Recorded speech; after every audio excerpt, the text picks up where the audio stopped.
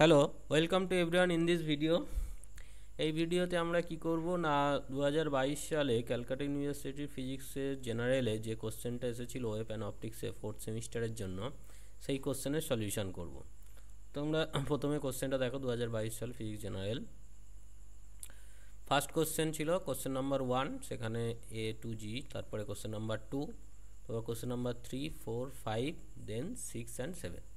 আমি সবাইকে রিকোয়েস্ট করব প্রথমে কোশ্চেনগুলো নিজেরা সলভ করো, তারপরে তোমরা ভিডিওটা কন্টিনিউ করে যেগুলো হবে না দেখে নেবে, ঠিক আছে?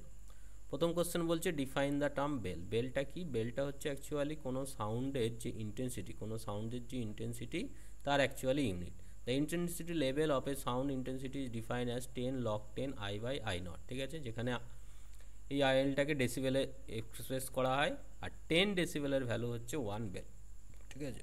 Next question, the equation of simple harmonic motion of a particle 3f plus 12x equal to 0, find the time period. F and x is the acceleration and displacement.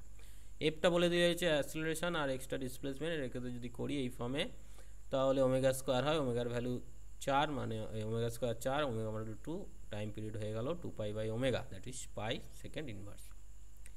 Next question, among 80 decibel and 20 decibel of sound level which is more intense? কার intensity বেশি, loudness বেশি কার, সেটা জানতে চাই। তো intensity expression formula এটা, সেখান থেকে বসালে এটা 10⁸ হচ্ছে I0, এটা 10² I0, তো ইন্টেন্সিটি 1 নম্বরেরই বেশি। Next, mention two important difference between loudness and intensity of sound. Intensity আর লাউডনেসের মধ্যে ডিফারেন্স জানতে চেয়েছে, ঠিক আছে?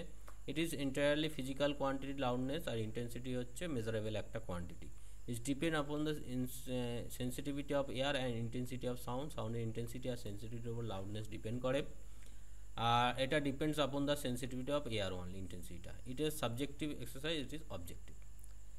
Next question, hygiene principal. এটা আমরা আগের ক্লাসেও করেছি যে কোনো একটা প্রাইমারি সোর্স যদি থাকে, তার যে প্রাইমারি ওয়েভ ফ্রন্ট থাকে তার প্রত্যেকটা এলিমেন্ট, প্রতিটা পয়েন্ট একটা সেকেন্ডারি ওয়েভলেট হিসাবে, ওয়েভ সোর্স হিসাবে কাজ করে, এবং সেখান থেকে ওয়েভলেটস বা ওয়েভ ফ্রন্টগুলো জেনারেট করে।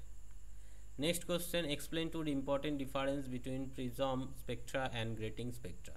প্রিজম স্পেকট্রা আর গ্রেটিং স্পেকট্রার মধ্যে ডিফারেন্স জানতে চেয়েছে।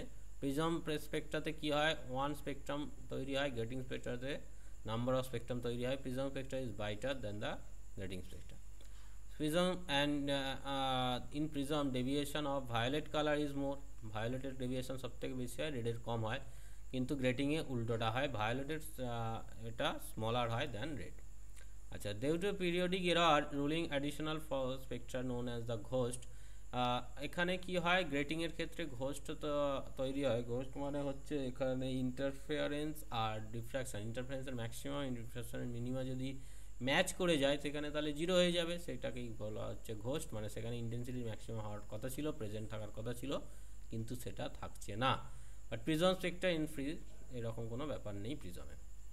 Next question, for a light of wavelength দেওয়া রয়েছে, the angle of diffraction through the grating corresponding to the first order 30 degree, find the number of lines per centimetre. Per সেন্টিমিটারের number of lines কত সেটা জানতে চেয়েছে। তো আমাদের formula রয়েছে a plus B equal to M lambda by sine theta. Actual সেখান থেকে আমাদের 1/a প্লাস বি, যেটা হচ্ছে number of turns per centimetre, পেয়ে যাবো answer 8333। Next question, write down the equation of motion for damped force simple harmonic motion, then solve it and derive the condition for velocity regeneration. এটা হচ্ছে আমাদের damped forced harmonic oscillator equation of motion, mass into acceleration equal to net force, যেটা হচ্ছে periodic force, এটা oscillatory part যেটাকে stiffness, আর এটা হচ্ছে ড্যাম্পিং পার্ট, ঠিক আছে? এটা হচ্ছে এক্সটার্নাল দেওয়া হয়। মানে এইখানে আমাদের কোনো একটা পেন্ডুলাম যদি দোলে এরকম, তো আস্তে আস্তে অ্যামপ্লিটিউডটা কী হয়, কমতে থাকে। তো সেই কমতে থাকাটাকে আমরা রেজিস্ট করার জন্য এখানে আমরা একটা এক্সটার্নাল ফোর্স দেবো। সেই এক্সটার্নাল ফোর্সটা হচ্ছে F0 cos ওমেগা টি, আর এটা হচ্ছে ডিকেটা, আর এটা ড্যাম্পিং পার্টটা। তো এইরকম ইকুয়েশন চলে আসবে। এইরকম ইকুয়েশন সলভের জন্য এরকম ধরে নেওয়া হলো, এটা যদি আমরা ডেরিভেটিভ করে বসাই এরকম ফর্ম আসবে, সেখান থেকে আলটিমেটলি আমাদের এই রিলেশনটা এলো, ঠিক আছে? যেখানে এই ভ্যালুগুলো দেওয়া রয়েছে। এবারে আমাদের এইটা ডান দিকটা 0 করলে একটা সলিউশন, তো সেইটার কম্বিনেশন সলিউশন হচ্ছে আমাদের এটা হচ্ছে আমাদের forced অসিলেশনের solution.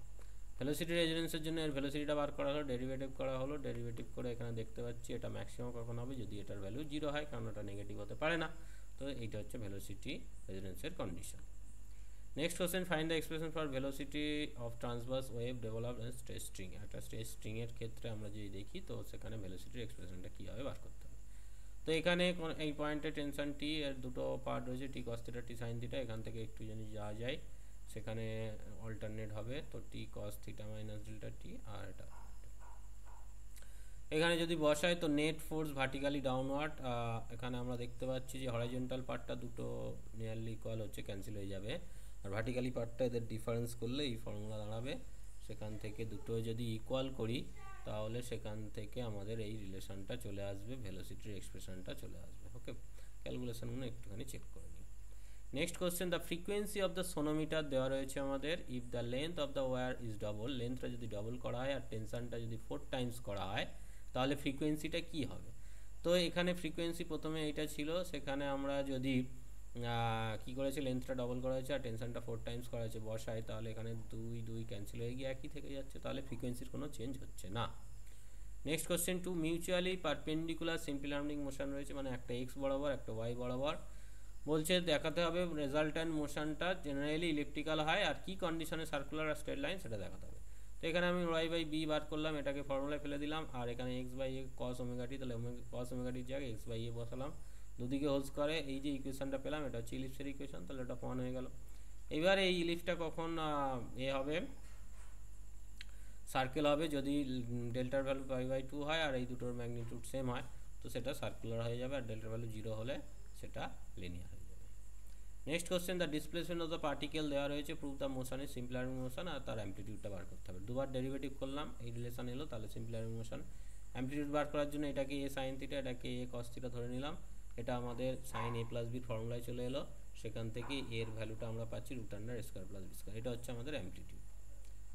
Next question, derive the expression for maximum minimum intensity আর প্রডিউস দ্য ইন্টারফারেন্স। ইন্টারফারেন্সের জন্য দুটো যে ওয়েভ যাচ্ছে তাদের ইকুয়েশন ধরে নিলাম, এটা এখানে ডেল্টাটা হচ্ছে ফেজ ডিফারেন্স, তাদের ডাইরেক্ট যোগ করলাম, এটার ফর্মুলা ফেলে দিলাম সাইন এ প্লাস বির ফর্মুলা, তারপর আমরা এই দুটো থেকে কমন নিলাম, সাইন ওমেগাটির কমন যদি নিই, এখানে হচ্ছে A1, এখানে হচ্ছে A2 কস এটা। এবারে কি ধরবো, এটাকে একটা এ কস থিটা আর এটাকে হচ্ছে এ সাইন থিটা ধরা হলো, ধরলে এখানে একটা ফর্মুলায় চলে এলো সাইন এ প্লাস বি ফর্মুলা, যেখানে এ কস থিটা এইটা, এ সাইন থিটা এইটা। তারপরে তাদের ভ্যালুটা বার করার জন্য স্কোয়ার করে যোগ করলাম, এখানে হোল স্কোয়ার করে দিলাম, এই দুটো মিলিয়ে এখানে এটা চলে আসছে, তাহলে এটা হচ্ছে আমাদের আলটিমেটলি এ। এখানে দেখতে পাচ্ছি ডেল্টার উপর ডিপেন্ড করছে, অ্যামপ্লিটিউডটা ডেল্টার উপর এখানে ডিপেন্ড করছে, সেটা কখন ম্যাক্সিমাম কখন মিনিমাম হবে, এটার ভ্যালু 1 হলে ম্যাক্সিমাম, -1 হলে মিনিমাম। ঠিক। Next question, Young's double slit experiment, ডিস্টেন্সটা দেওয়া রয়েছে, দ্যাট ইজ এই ডিটা স্লিটের মধ্যে ডিস্টেন্স, আর উইথটা দেওয়া রয়েছে, ফ্রিঞ্জ উইথটা দেওয়া রয়েছে, যেটা ফ্রিঞ্জ উইথের ভ্যালু বার করতে হবে, যেটা 5 মিটার দূরে আছে, ওয়েভ লেন্থটা দূরে আছে। তো ফ্রিঞ্জ উইথের ফর্মুলা ডি ল্যামডা বাই ডিটা বসিয়ে দিলে আমরা অ্যান্সারটা পেয়ে যাব। Next question, mention the 2 important property of produce fringes. ওই যে ফ্রিঞ্জেসটা তৈরি হলো ইন্টারফারেন্সে তার প্রপার্টি জানতে চেয়েছে। এটা হচ্ছে ফ্রিঞ্জ উইথটা সমান হয় আর নন লোকালাইজড হয়, আর ব্রাইট ফ্রিঞ্জের ইন্টেন্সিটি আর সেম হয়। নেক্সট বলছে, find the expression for the intensity produce in front of আর diffraction of a single slit, discuss the condition for maximum minimum. এই যে সিঙ্গেল স্লিটের ফ্রন্ট অফ আর ডিফ্রাকশন হচ্ছে, তো সেক্ষেত্রে আমাদের কী বার করতে বলেছে, discuss the condition of maximum minimum. তো এখানে আমরা এই পয়েন্টে এটা ধরে নেবো, এটা জাস্ট একটুখানি খেয়াল করলেই বুঝতে পারবে। পাথ ডিফারেন্সটা বার করেছে, সেখান থেকে ডিওয়াই এর মানটা বার করবে, তারপর ওয়াইয়ের ইন্টিগ্রেশনটা করতে হবে, করলে সেখান থেকে ইনফিনিটিটা পেয়ে যাবো। ম্যাক্সিমাম মিনিমাম তো ফার্স্ট ডেরিভেটিভ 0, সেকেন্ড ডেরিভেটিভ করে দেখতে হবে, গ্রেটার দ্যান 0 হলে মিনিমাম, লেস দ্যান 0 হলে ম্যাক্সিমাম, এটা হচ্ছে কন্ডিশন ফর ড্রাগ ফিন, এটা ঠিক আছে। তো এই ক্যালকুলেশনগুলো নিজেরা একটু করতে থাকো, ঠিক আছে, করলে এটা পেয়ে যাবে। Next question, parallel beam of light wavelength দেওয়া রয়েছে, নর্মালি ইনস্টিটিউটের হচ্ছে উইথটা, এই উইথটা দেওয়া আছে, ফর্ম অফ আর diffraction observing screen placed in the focal plane দেওয়া রয়েছে, ওয়েভলেন্থটা মানে এই ডিস্টেন্সটা দেওয়া রয়েছে, অ্যাপ্রক্সিমেট লিনিয়ার ডিস্টেন্সটা জানতে চেয়েছে। তো এখানে আমরা দুটো পরপর যে আছে, এটা ফার্স্ট ম্যাক্সিমাম আর এটা সেকেন্ড ম্যাক্সিমাম, তাদের ফর্মুলা থেকে বের করে নিলাম, এই যে θ1 θ2 বাইরে হলো, সেখান থেকে ডিফারেন্সটা পেয়ে যাব, থিটার ডিফারেন্স হলো, আর সেখান থেকে এইটা গুণ করে দিলে এই যে ফোকাল লেন্থ মানে ডি, এফটা অ্যাকচুয়ালি এখানে ডি, ঠিক আছে, এফটা কি অ্যাকচুয়ালি ডি ডিস্টেন্স, যেটা সেখান থেকে আমরা পেয়ে যাব, ঠিক আছে। নেক্সট কোশ্চেন কি বলছে, why is the central spot of Newton's ring dark, মানে সেন্ট্রালে ডার্ক হয় কেন না, সেন্ট্রালে ডার্ক হয় এই যে রিফ্লেক্টেড পার্ট হচ্ছে দুটো, তার মধ্যে path difference zero, path difference zero হলে কি হচ্ছে আমাদের এখানে রিফ্লেকশনের জন্য অ্যাডিশনাল ফেজ ডিফারেন্স একটা পাই আসছে, আর পাই ফেজ ডিফারেন্স মানে ডার্ক হবে, ঠিক আছে। মানে কি বলেছে, that central of the path difference between two rays are zero, but due to reflection there is additional path difference λ/2, সেখান থেকে ডার্ক আসছে। অপটিক্যাল অ্যাক্টিভিটি কি, if a plane polarised light আমরা কোনো একটা মিডিয়ামের মধ্যে দিলে সেটা রোটেট হয়ে যায়, সেই ধরনের মেটেরিয়ালটাকে অপটিক্যালি অ্যাক্টিভ বলা হয়। যেমন লেখা রয়েছে, if a plane polarised light is passes through some crystal like quartz along the optic axis, the plane of vibration gradually undergo rotation about the optic axis. The angle of rotation is found to be depend on the thickness and nature of the crystal and on the wavelength of the light employed. This phenomenon known as optical activity or rotatory polarization. This substance known as optically active substance. Next বলছে, light reflected from a smooth ice surface get completely linearly polarized if the refractive index of the ice is 1.309, find the angle of incidence. তো এখানে আমরা জানি যে booster ল যেটা বলছে যে angle of incidence polarised অ্যাঙ্গেলে হলে রিফ্লেক্টেড পার্টটা পোলারাইজড হয়ে যায়, আর রিফ্র্যাক্টেডের মধ্যে অ্যাঙ্গেল 90। তো এটা যদি আইপি হয়, এটা আইপি হবে, তাহলে এটা 90 মাইনাস আইপি হবে, কারণ এই দুটোর যোগফল 90, সেখান থেকে আমরা এই ভ্যালুটা পেয়ে যাব, ঠিক আছে। Next question, show that the phenomena of interference energy is neither created not destroy but it is conserve. তো ইন্টেন্সিটি আমরা যদি ধরি দুটো লাইটের I0 মানে এই যে ইন্টারফারেন্স প্যাটার্নটা হয়, ইন্টারফারেন্সে কী হয় না, দুটো এরকম সোর্স থাকে, এখানে স্ক্রিন হয়, দুটো যায়, এরও I0 এরও I0 যদি ধরা যায়, তাহলে টোটাল কত হচ্ছে 2I0 হচ্ছে। এবারে রেজাল্টের ইন্টেন্সিটিটা কী হয়, হচ্ছে ফর্মুলা, সেটা 4I0 cos স্কয়ার ডেল্টা/2, ডেল্টাটা হচ্ছে পাথ ডিফারেন্স, সেটা ম্যাক্সিমাম কখন হবে, 0 হলে ম্যাক্সিমাম, আর পাই হলে মিনিমাম হবে। তো দেখতে পাচ্ছি পাই হলে 0 আর এটা হচ্ছে 4I0, এদের যদি অ্যাভারেজ করি 2I0, তাহলে ইনিশিয়ালি যা ছিল ফাইনালি তো তাই আছে। আলটিমেটলি কী হলো, আলটিমেটলি হচ্ছে এনার্জিটা রিডিস্ট্রিবিউট হয়েছে, মানে ডার্ক রিজিয়ানের এনার্জিটা ব্রাইট রিজিয়ানে গিয়ে রিডিস্ট্রিবিউট, টোটাল এনার্জি এখানে কনজার্ভড আছে, কোনো ডিস্ট্রয় বা হচ্ছে না। তো এর সাথে আমাদের সব অ্যান্সার হয়ে গেল। তো বুঝতে অসুবিধা হলো অবশ্যই কমেন্ট বক্সে কমেন্ট করে। This is all about me, this is my contact detail and this is my YouTube channel. So take care, thank you, leave me to the next video. Thank you.